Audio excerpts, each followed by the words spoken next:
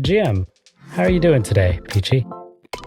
I'm doing really good. I was trying a little unsuccessfully to get a really cool AI image that someone did of my avatar that looks more human as a kind of deep fake, but my MacBook Air, it's a baby one. It was getting a little hot and it scared me, so I kind of had to back off that again. But I'm going to reach out to a few folks who I know are really deep into the like video AI and ask for a little bit of assistance. I don't know if you guys saw, there was one today that's like a commercial for DGen, and it's all AI with people with top hats, and it's fabulous. Like, it's actually a little bit scary because of how well done it is, to know that none of those people are real and all of it's created with AI. So yeah, I'll have to find this link. I know Wake recasted it, and I saw a few people upload it. So I'm excited about the possibility, but I also feel like I'm a little out of my depths here when I start going into how do I deep fake myself as my avatar. But maybe by next week we'll have something exciting. Yeah, and we already started kind of like planning what next week's going to look like. So if we're going to do anything, next week would be really, really good. That would be our 6th episode. And usually, personally, I like to cap the series at 6 episodes and then kind of come back together and say, okay, what worked, what didn't work. And then we come back. And then there's like, it's basically improved based on what we've learned from the initial couple of episodes. So it'll be a perfect time to introduce something that could potentially break the podcast. I love it. I love it. Let's break everything. We're like, and on that note, we're done. Listen, I feel like if there's any place right now on the internet where you are encouraged to move fast and break things, it's Farcaster. Yeah. And again, I keep encouraging people, like, try here, and it's okay to put up like the simplest MVP, the simplest frame. No one is going to judge you for that. Like, it doesn't matter if it's not the most beautiful thing in existence. Like, no one cares. People just care that it works and it's interesting and that it's a fun experiment, and they are very forgiving. Like, I've never seen anyone made fun of for their frame, but I've definitely seen a few people say flat out, like, I'm clearly not a designer. Can someone please help me? And I'm actually starting to see bounties show up for designers who want to work with frame developers. And I'm just gonna highlight one because there's a guy, Saxophone, Dune Dashboard Wizard. He actually made the dashboard that I use for power every week to track how many power badges went away. And he made a couple of really cool frames using all this data. And he said, my frames look like Excel and they're just not pretty compared to some of these other ones. Can someone help me? And he put out a bounty and is actually getting a lot of responses from designers. And I feel like this is the way, like, combine the power of developers and designers. And we're going to go from, frames that, again, look like, a non-designer made them, to like beautiful, functional little mini apps inside of our Farcaster feed, because suddenly we're recognizing, like, you don't have to do everything, like, have an idea, put a little framework out there. And then if you ask for help, you'll be amazed at how many people jump in and say, I would love this opportunity to have my work showcased, but I don't know how to create a Dune query and put that into a frame, but I would love to design the packaging for it. So I think we're going to start to really see frames level up in the next few weeks as more and more people start realizing, like, you don't have to be the one-man show. You can just say, here's my skill set, here's what I'm good at, here's my first draft, who can make this more beautiful, more interesting, etc. And we're going to really see a level up across the entire ecosystem in a few weeks, I think. I mean, and that's it, right? I mean, it's about collaboration. I think that's very important. I actually just got off a call. I've been reaching out to a few creators that I know about, like, this really grand idea I have, which I can get into later. But at the end of the day, I've been, a creator just generally for many, many years. I would say over 10 years professionally in some way or another. And in the crypto space, about 7 years. And in the on-chain media space, maybe a little over a year in this format with podcast NFTs. Before that, maybe 3. So there's a history there of, understanding the technology, leveraging it for, kind of whatever mission you have, and then gaining an audience and making an impact that way. But there's a ceiling. There's only so many people that you're going to be able to engage. And I mean, that's part of the strategy is you need to find your audience and then engage them, right? And regularly share with them valuable information, create value for them. And at the end of the day, though, if you have like a grand vision of something that you want to build, A, it's going to be very expensive. And B, if it's only going to reach the same people that you're already talking to, it may not make the biggest impact. So is it really a good investment? Mm-hmm. And that's the question right now. And so I started to reach out to a bunch of creators that I know that are kind of creating content the way that I do, but have different audiences, and really asking them a lot of questions and trying to understand, how would you solve this? And would you want to collaborate on this? And it's been really encouraging to get resounding yeses to collaborate, but also to get validation that the problem that I see is something that they've been considering for some time, and also have been wanting to find a way to solve this problem. And so I don't want to say too much yet because it's still kind of early and I don't even know what the finished product is going to look like, but it's just really fun to kind of think of as something that could be a collaboration. And again, in terms of what you've said, Pichi, here, which is collaboration is something that we're seeing a lot more of, especially in the Farcaster community, right? Where there are people who are skilled in different ways, and then they having the tools, especially the social platform, where they can connect with others who are skilled in different ways, so they can create a product that's more interesting and hopefully more valuable too. Yes. Yes, you're so right. I really think collaboration is the future. And I think a shortcut to that, I want to give a shout out to Ted, who is really leading the charge on First Farcaster Fridays. And so if you haven't heard of this, she's helping organize where basically Farcasters get together in real life the first Friday of every month. The September ones are already up. She's created like a calendar and a channel and is really leaning into events.xyz. And the biggest thing is, if you go to that channel, if you look at it, you don't see an event in your city, raise your hand and say, I want to host this, because you might think you're the only person there, but you might be surprised that someone is within, 50 kilometers, 100 kilometers of you and is willing to drive out, or take a train or whatever they got to do to get there. I know like a bunch of the Hawaii folks realized how many people are in Hawaii, and, someone said, wait, there's not one for Paris, and they started. So the thing is, like, jump in, lean in, because the shortcut to collaboration is meeting folks in real life. And I'm just going to keep beating this horse until it's glue of how important this is, because like us, right? We met in real life for like 10 minutes. And next thing I know, I jumped in the back of your car and we went to the hackathon with like a bunch of other folks at FarCon to go check it out. And we grabbed other people, made them go to the other building, have lunch together, get to talk.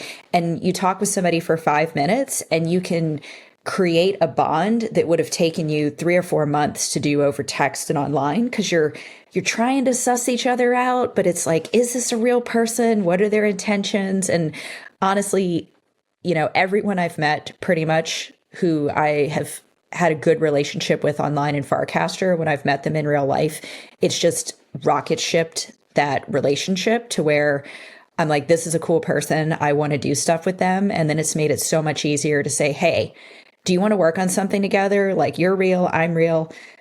Let's make this happen. And it's something that would just take you 3 or 4 months of back and forth over text. And you meet, and 5 minutes later, you're like, this person's cool. I want to work with them. Yeah, no, absolutely. And I do remember our first meet at FarCon, and agreed. I think that it's super special to connect with people IRL. And I'm excited to attend the Farcaster Friday in Los Angeles. I'll share more info. In fact, probably even share the info in the description once this gets shared as a podcast, So if anybody who's listening, who's probably not even on Farcaster, wants to attend, can check out the details there and do so. So we were talking about some of the things that are happening in the creator space on Farcaster. And one of the things that we both found interesting, because we both use or have used some of these products, are what's happening with spaces, right? Or what it would be considered the equivalent to X spaces on Farcaster, which would be things like Farhouse and Tavern. We both have used, both of those platforms. I think I've been more of a lurker on Tavern than I have been a creator. I only created my first space there last week. I think it's a big improvement in terms of the user experience and the UI. I think it's a lot more slick. I think you and I both agree that having a web native platform for this application is probably better because it's more accessible. People don't need to download an app. People don't need an invite code to use it, as would be the case with Farhouse. Why don't you go ahead and kind of describe your experience like right now with like using Tavern maybe first as a creator, and what are some of the things that are attracting you back to using Farhouse? Yeah, so I would say I've personally been very, very torn because there was like, and I'm probably going to slaughter the name, but like Abura, I don't know how they pronounce it, but like that was definitely like the first audio app, right? But I think the flaw with that one was you had to do a weird connection to your Farcaster account that cost warps to do, which warps cost real money, right? So if you lost that connection and had to do it again, like to me, it's, it's 10 cents. It's not a big deal if it fails a few times, but I know that for it's not cheap for everybody. And for some people, it's really hard to buy warps. And so they're very precious, and the thought of like losing them. So I think that was kind of what hampered that one from taking off. So Farhouse came in, tried to kind of fill this void, created a mobile app. Unfortunately, it was like iPhone first, and it's still kind of in test flight. So it's a little bit in beta. So it has a little, we learn a lot from it, but the team's super responsive. They really do try to fix the bugs we encounter. And we have a lot of like end jokes about the app rugging us, and you've got to make several people co-host, like just in case. So we know it's a beta product, but again, we've all enjoyed it. But one flaw is that a lot of the accessibility options don't work with it. So we had some members saying, I'm a member of the deaf community, or I'm not a native English speaker. And although the chat is wonderful, I love that, I'm missing out on what you guys are saying, or I can't keep up with the conversation because when native English speakers get excited, we tend to talk even faster. And we sometimes talk over each other, not on purpose, just because of the delays in the app. Reminds me of like early Clubhouse vibes, right? So we had some folks that couldn't participate. And suddenly Tavern comes along. And again, it's a bit different, right? So Tavern is web native. You don't have to have an app. People can use it on desktop. I do know most people use Warpcast on mobile, but we learned the hard way when you're trying to go back and forth between Farhouse and Warpcast. If you open up Warpcast, it'll sometimes shut down Farhouse, which isn't great if you're working on something. So being able to have one on desktop, one on mobile, really, really helpful, right? And I think where Tavern is really exceeding is there's some fun stuff built in, like the soundboard, so you can add some fun sound effects, which is, I've seen fun, a lot of people. But can be annoying. Yes. To be fair. Like if people abuse it, it's pretty bad, but it can be a good way if someone's kind of going off tangent, going off to just have a little like sound effect pop up that kind of brings them back to like, oh, okay, maybe I should wrap it up. But it has closed captioning, which is fantastic because now it doesn't matter why you want to read the closed captioning. Maybe you just want to, reread what someone said, or again, you're not a native English speaker and it's easier to read the text, or you need it for accessibility. Like having those closed captions are really kind of magical. So I think Tavern is really winning on that side. And the transcript you get when it's over is actually really fabulous too. Because if you want to pull little content and nuggets, which we sometimes find people drop great little nuggets in audio spaces, having that instant transcript like really makes a difference. So I think for a while we were kind of going back and forth. What should we do? But Tavern rugs you in 2 hours. Like it's literally like a bar. You're in, and then you don't have to stay here, you don't have to go home, but you can't stay here, right? Like they kick you out. So a lot of us have started on Tavern and at the 2 hour mark jumped to Farhouse so that we can kind of include both audiences.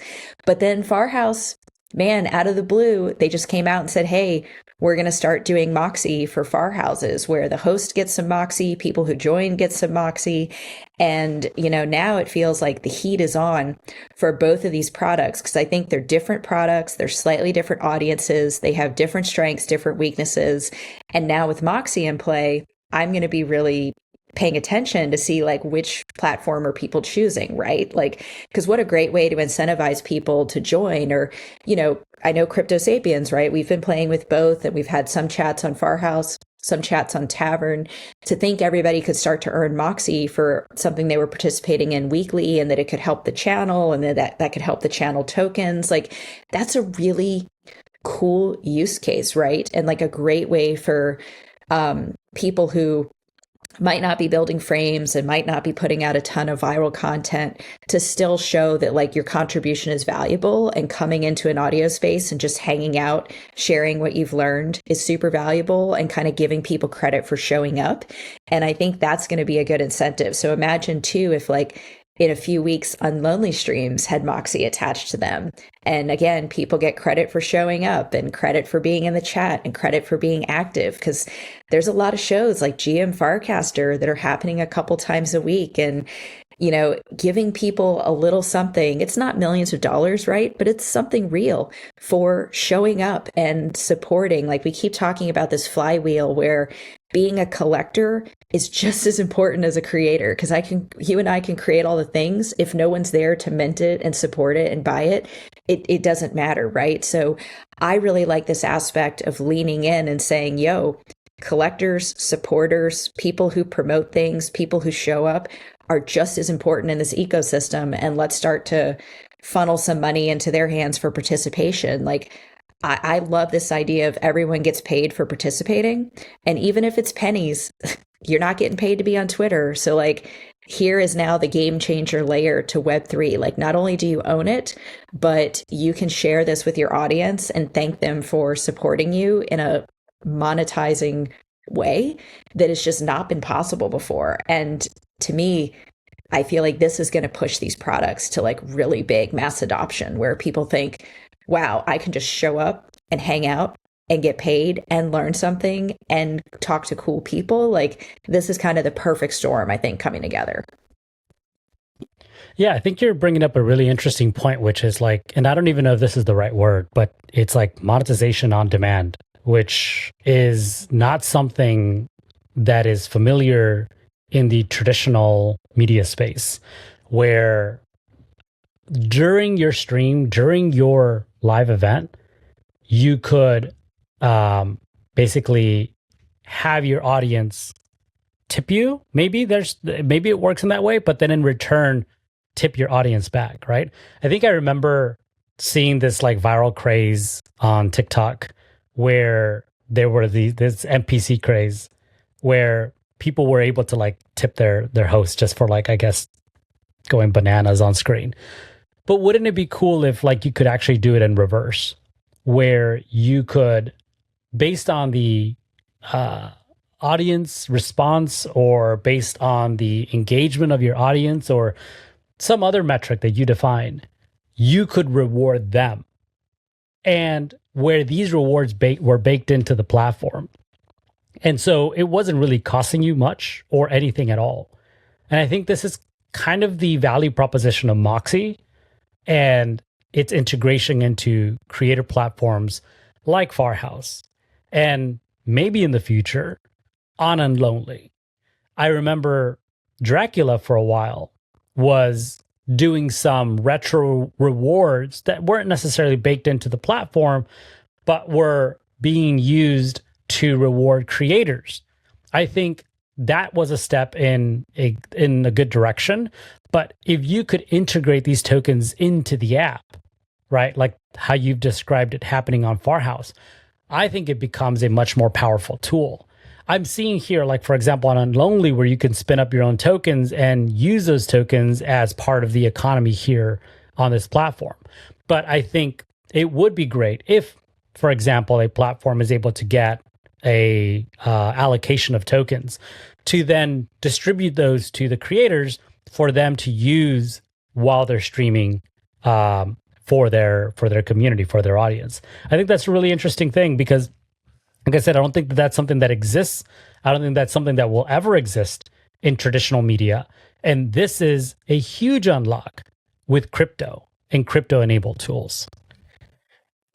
Yeah, I mean, because right now, right, you can go on Twitch and you can, tip streamers and you can, tip people and do that stuff. But the reverse doesn't happen, right? Like you're a patron of the streamer and you get, quote, access and different things if you kind of subscribe to them. But they don't say like, hey, Humpty, thanks for joining the stream. Here's $1. Like that doesn't happen. And we're talking about, this isn't something that's like in theory. Like we're talking about like next week's Farhouses are going to start like telling people, thank you for showing up and participating. Thanks for talking. Because again, this is great, like proof of humanity and proof of human when we talk about how hard it is sometimes to suss out, who's a copy pasta bot versus a real person that might just, be a non-native English speaker or isn't really sure the cultural norms of how to jump into a conversation.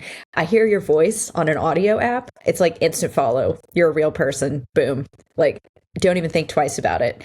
And the fact that now we can tell people like, hey, when you join the stream, you're going to get some Moxie out of it. So come hang out with us on your lunch hour or whatever. Like this is a really big unlock. And I think this is going to, promote a lot more creators to use these platforms or at least try it out or have more public meetings. Like I know the Farcards team every Thursday, they're doing their, the same way you kind of do a Crypto Sapiens, like here's what happened public call, they're also doing a public call. And wouldn't it be cool if like all the developers started doing this, right? Like what if there was, a half-hour show with JTGI who runs Automod and Glass, where it's like, hey, let's talk about your troubles with Automod, right? And channel hosts can get in there and regular people can ask questions. And, what if even, I don't know, I'm really pushing it here, but what if the FarCon dev calls, weren't on Zoom and they were instead on Unlonely or on a tavern space, and more people could listen in and you could incentivize, like, come hear it straight from the horse's mouth, and like start connecting directly to the people. Because right now I think, devs are seen as like these people just hiding behind their computer. And that's not true. Like they want feedback, they want interaction, but maybe they're not sure how to get it. And this could be another way to really incentivize, like come talk to connect the audience who's using your tools directly with the person who's making the tools, and everybody wins. And again, it's not costing us as creators anything. Like Moxie is doing the heavy lifting here, and I don't have to come up with a token. You and I don't have to launch a token for the pod. Like we can just use this built-in protocol layer and the apps that already exist. And like even you said Dracula, right? Like what if suddenly for watching Dracula we're getting Moxie? Like this is a huge unlock because they're doing their own tokens. They've leaned into degen and drip and all these different things, and it gets complicated. But what if Moxie is just there as the underlying paying for your attention, right? And Moxie's like, hey, we set aside all this money to pay for your attention. You guys decide which attention is valuable. What do you want to reward? And I think this is going to help unlock all these use cases now for like fan tokens and channel tokens. And we even had that debate publicly. It was like, hey, if Farhouse does well, what tokens should I buy? Should I buy the Farhouse channel tokens, like as a fan, or should I buy the account? Like what's better? And the team came back and said, well, we think the channel, that should be the thing, because everyone gets rewarded who participates in the channel and posts in the channel. So suddenly this channel's not super active now, and maybe next week it's going to be on the leaderboard of like the most active channel on Farcaster. So this could be a huge unlock for channels too, to say, hey, how do we use all this new stuff? How do we get creative with it? And the cool thing is the Moxie team is just kind of standing there saying, please bring us your ideas of how to make this more awesome, and we want to work with you together on it. And can you guys fathom like Twitter or YouTube or Twitch saying, please come give us your ideas of how we can pay you money? Like, this would never happen in Web 2. This is such a Web 3 thing. And I hope that this becomes the standard of how we think about the attention economy instead of the outlier. Yeah. I mean, I think right at this point, X will just promote their CEO and the content they choose to host on the platform. And yeah, I agree. I don't think that there's an easy way to leverage payment tools the same way, right? I mean, they already have like integrated these pay tools on those apps, but it just the seamlessness by which it works is not the same. The closest I can think of would probably be TikTok, but I don't even know if that's like something that's on their to do or even like on things to explore. And I think that's why tools like the ones that exist on Farcaster are super important. Because they're at the fringes in terms of like where innovation happens, and then they're hopefully making these things sufficiently valuable both for the creator and for the fans, where they become like the standard, the way that things work in the future, and hopefully become integrated at a much wider level.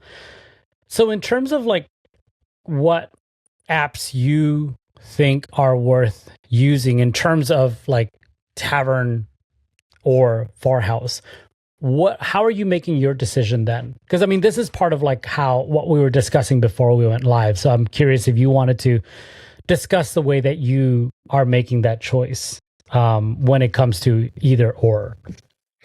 Yeah. So again, this is a like struggle for me because we've had several members of the community, ask specifically for some accessibility features with Farhouse. And unfortunately, and speaking to iOS specifically, because I don't have an Android phone, if you try to turn on some of the accessibility features, like automatically close caption this for me, do things like that, it breaks Farhouse as an app. It can't process that audio. And I think that's some of the same reasons people have trouble with like their Bluetooth headphones, or if they get in their car while they're on Farhouse and their car Bluetooth takes over, they can't be heard, things like that. So there's something about that audio stream that doesn't play nice with a lot of these apps. So it's important for me to recognize that accessibility is important. And this even happened to me on Warpcast last weekend. There was the update that went through to push the Explorer tab, broke a lot of things for a lot of us. And it turned out that for a big chunk of us, it was an accessibility feature called reduce motion on your iPhone that takes a lot of what probably designers think are really cool little movements where apps like swipe back and forth and shrink and do all these things. But for some of us who are more photosensitive, it actually makes me like queasy, or I get a headache from it. So I have all this stuff turned off. And unfortunately, that accessibility setting like broke something in Warpcast, right? So of course, the team pushed a big update. They were out for the weekend. On Monday, they fixed it. It was all good, but it made my app unusable. And even when they said, hey, could you just turn this off? And test and see if it works. After I was done testing, I had to turn it back on. So I had to choose between using the app or like my health, right? Because it literally made me sick to have this off. And Warpcast is not the main offender of the motion. It's a lot of other apps I use and a lot of things built into iOS. So accessibility is top of mind for me, probably because I use a lot of these features. So knowing that if I can include just one more person into my space because of the closed captions, I'm going to do it. And I've challenged the Farhouse team pretty publicly on several occasions that this is important. And again, not just for people who need it for accessibility, but for a lot of people who are better at reading than they are at kind of hearing. They learn differently.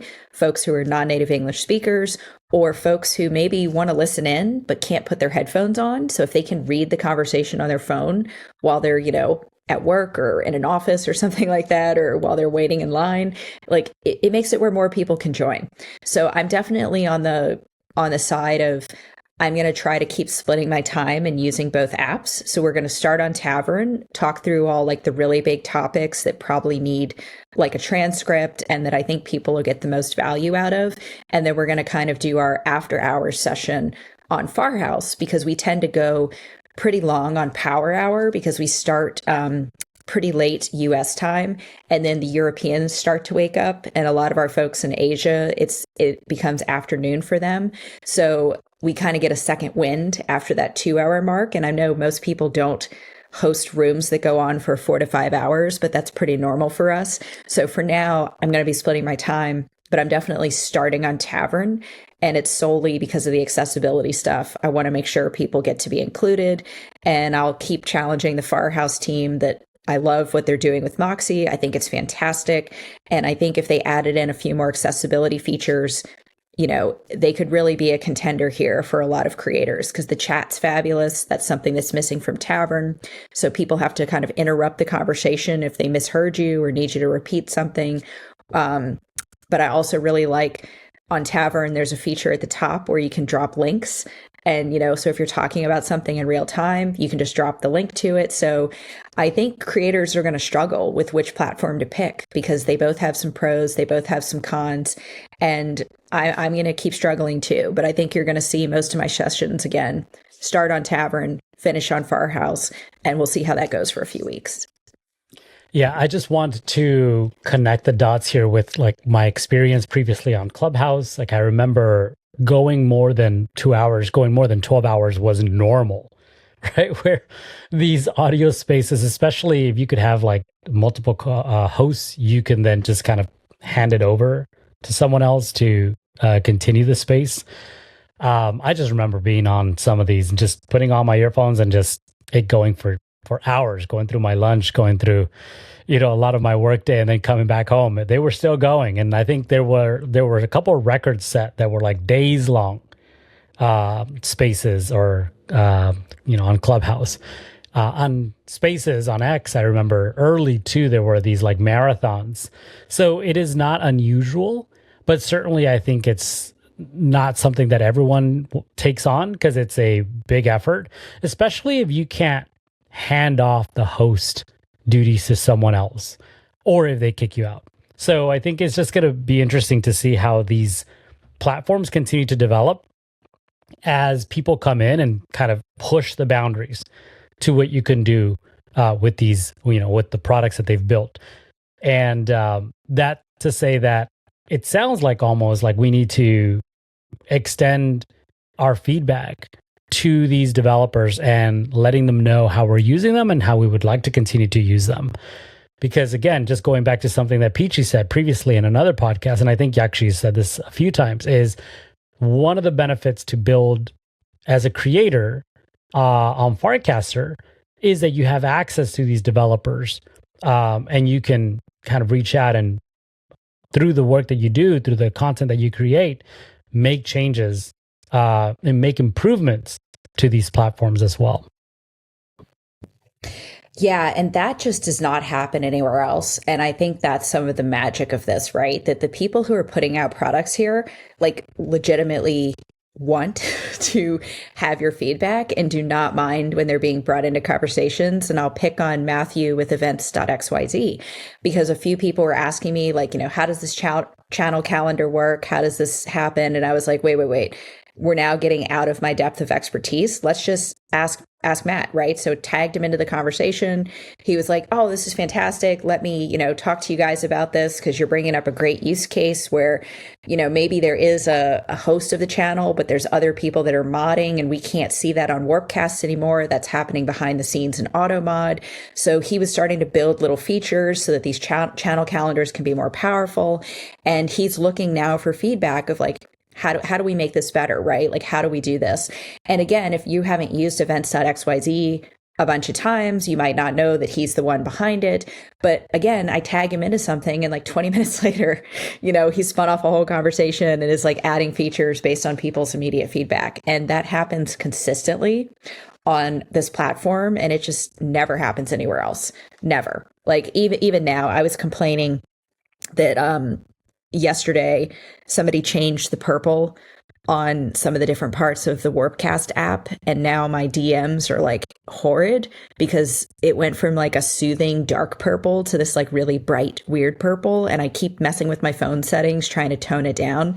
And somebody on the dev team like DM'd me. It was like, can you send me some screenshots and like tell me like the color picker of like what you're seeing so we can make sure we're seeing the same thing? And I'm like, yes, of course. Like, I can't fathom. Can you imagine if I complained on Twitter that like you changed a font and I don't like it? Somebody from Twitter would reach out to me? No, they would just ignore me, right? They'd be like, we're designers, go away, right? But someone is actually like reading all this feedback and saying, hey, let me figure out what's happening for you. Is it a setting on your phone causing this? Or, you know, did we really change a color and it's really that dramatic? Like, you know, please give us this feedback. And anywhere else on the internet, I would just get laughed at. Yet here, people reach out to me and say, hey, how can I help? Or, hey, that's my product. Or, hey, we want to make this better. You know, can you come in this chat with us? And I see this consistently from like people like Jam, right? Like they are always hosting events, always doing things, always looking for feedback. They will DM people saying, hey, I saw you did this. Like, you know, how can I help? And I'm seeing this with like the Perks team and with Mint Club, like everybody's getting interns to kind of help manage that flow. I saw, you know, Robin and Linda talking about these challenges as founders to like make sure they get to everybody's questions and everybody's feedback and how they're considering using their brand accounts, you know, to help manage this. Like the fact that these discussions are even happening and that we're talking directly to the creators about, you know, how does that customer feedback loop work? And like, how do you make sure you answer all your questions? I've never seen a CEO go on Twitter and say, you know, it's really important to me to answer every single tweet. How do we do that best? Like they just ignore this or they pass it off to their, you know, customer support team that God only knows if those people are real or if they're all chatbots anymore. And here the founders are constantly leaning in, sometimes again, asking for help, saying, yo, this Moxie thing has made my notifications blow up. Can we chill on that a bit?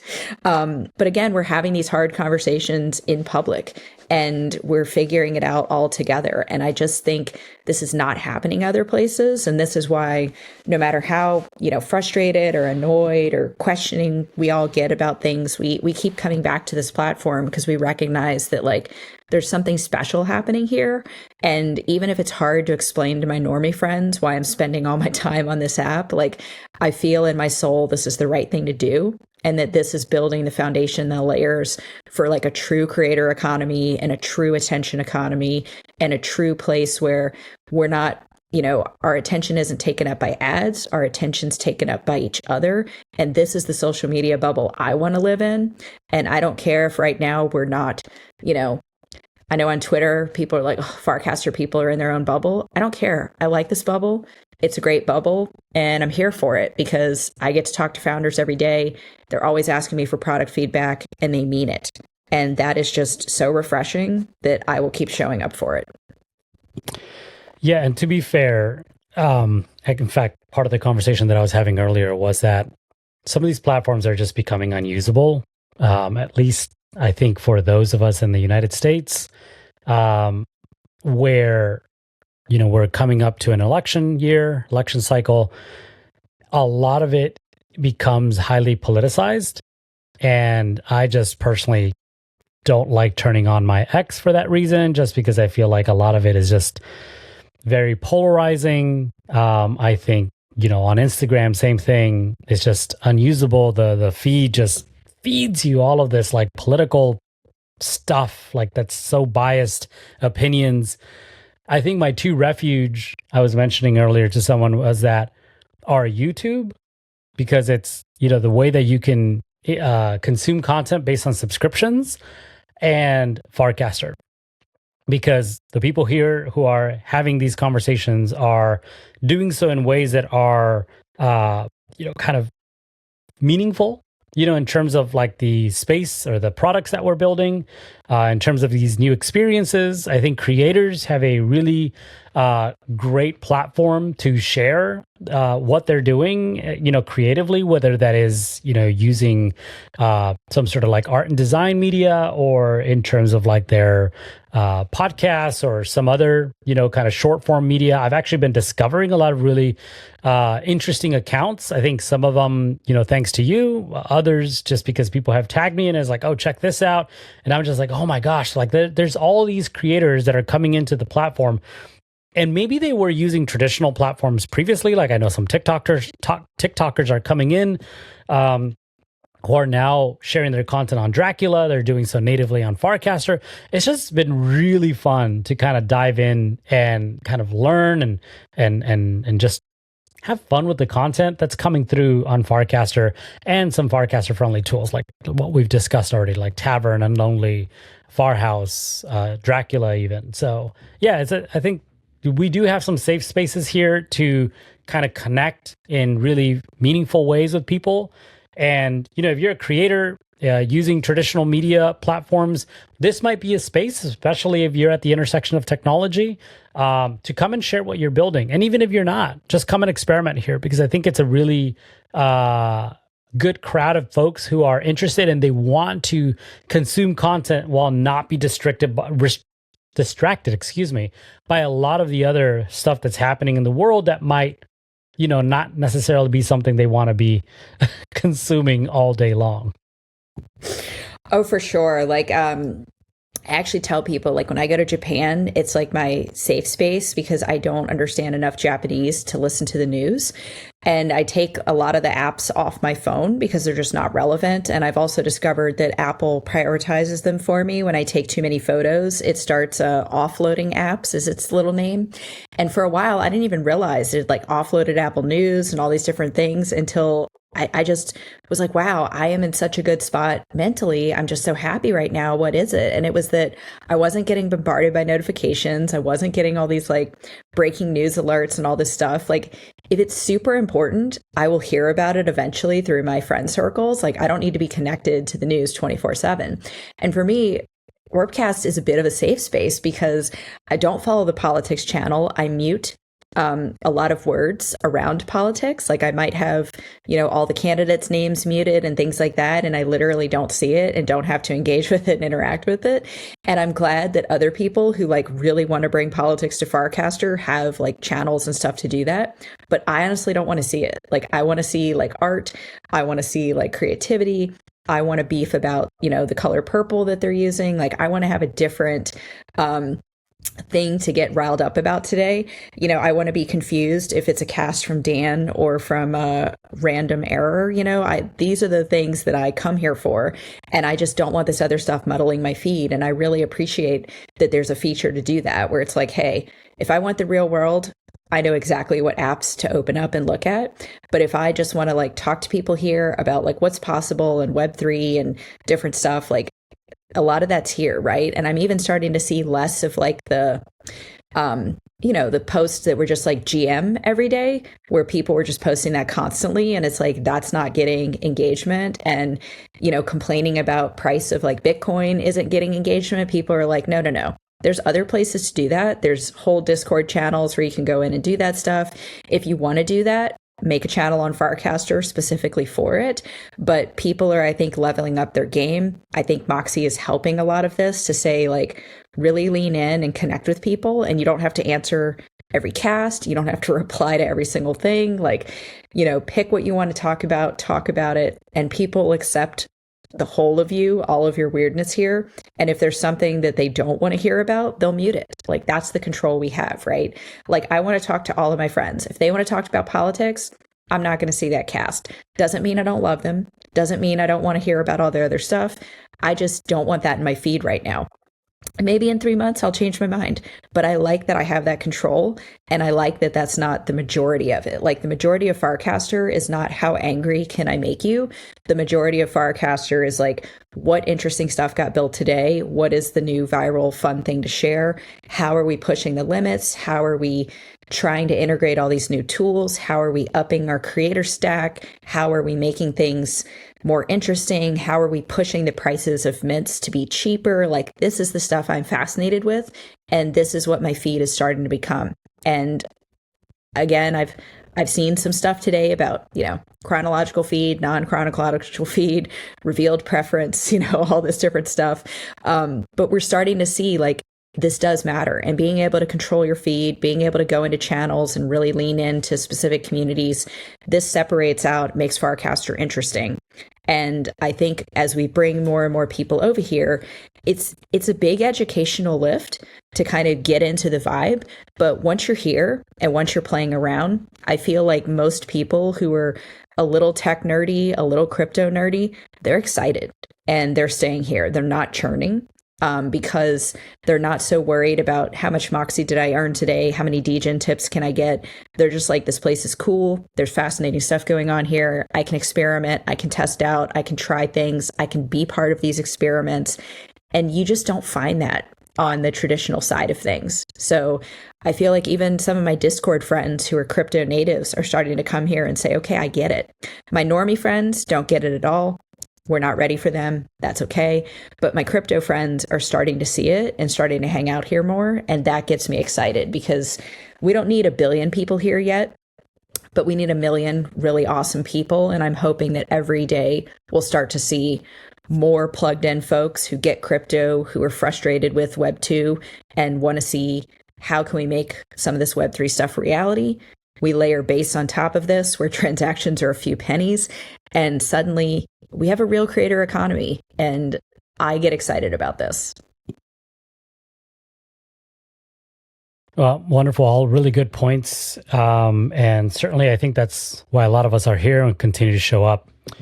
As we're coming into the top of the hour, I don't know, maybe we can add this as a regular segment every week, but I wanted to show what we can do with Buoy, as we agreed that's what it's pronounced.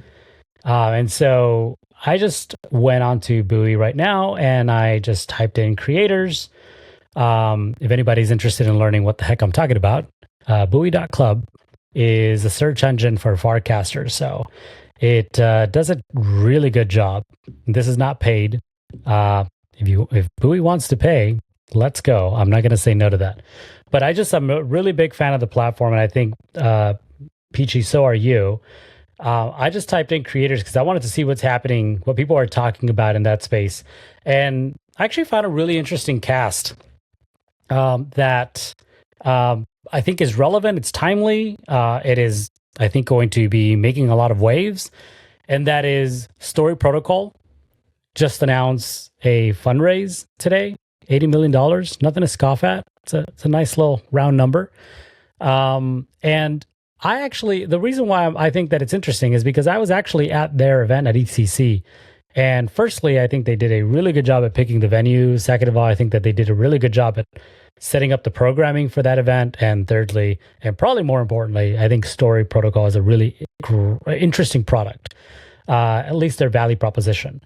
And what they're talking about is they are developing a blockchain for creators to register their IP. And really here, I'm just reading the cast by Chris Dixon, which I recasted, that says that the purpose of this is to track and monitor the use of that IP, and protect their legal and economic rights. Something that I don't think as creators we really talk a lot about, because we really put a lot of content out there, which is our IP. And it's very difficult to track on traditional platforms. I would say on-chain, probably hard to track as well. If someone were to create some copy of it and then monetize that on their own, it's not very easy to kind of track that information down unless someone maybe tags you and says, hey, they're using your likeness or your content and they're monetizing it. So Story Protocol kind of enables that kind of fundamental use case. And they also talk about updating IP law for the age of AI. So I think those things are really interesting. I wonder, just hot take, what do you think about that?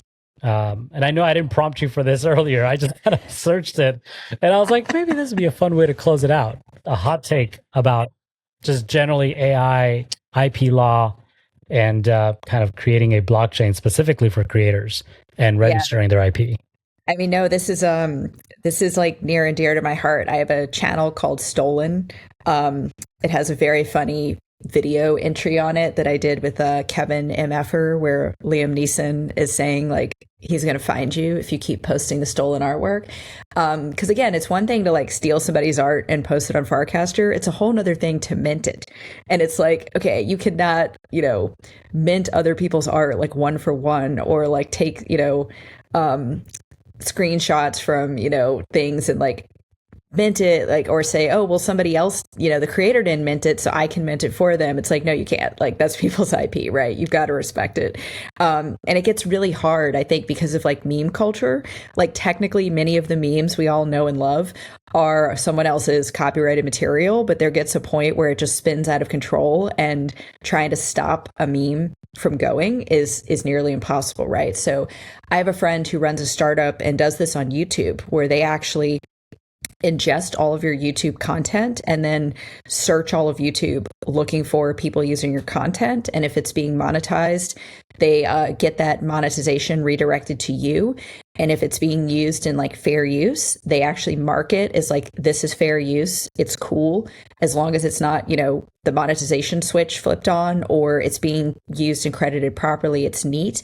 And I'm just waiting for like, who's going to really lean in and do the Web3 version of that. Cause it's one thing to, hire a team and like have everything and make sure you're using all the right licenses on your art. Like most folks aren't doing that. We're small artists. We're not really too concerned. I've done a couple CCO pieces specifically where it says in there, like, this one's up for fair use, grab it, do whatever you want. But most of my art is not that way. So I get frustrated when people just take it directly and re-upload it. Like, that's not cool. I've told people again, like, when you quote cast things on Farcaster, you're going to get engagement. Because if you quote cast me and you're talking about my art or this podcast or whatever, I get a notification for it. I'm going to engage with you. This is the easiest way. You want to farm Moxie? Share people's hard work. They will come at you and, talk to you and say, hey, thank you for sharing. Like, it pops up on our feeds. We appreciate it. If you steal other artists' work and re-upload it, like, they're going to get upset. They're going to post about it and stolen, and a bunch of people are going to mute you and not engage with you anymore. And I think getting muted on Farcaster is a big deal now, because that means you never show in their feed. So they can never reply to you. They can never engage with you. They can never re-quote your stuff. And you have a really hard time even searching for people once you've muted them. The app does not make it easy to undo. So I think people just need to really think twice about, there's a good way to share and there's a bad way to share. And imagine when Farcaster gets bigger and more brands come in, like, we don't want to have to be the IP police, but I think we all have to be respectful of, what's true derivative works and what's straight up copying, and how far can we go with memes. So this will be really interesting to see somebody coming in with a Web3 approach and starting IP management and digital rights management right from the beginning. And I would bet some big brands like Doodles are probably already involved in that.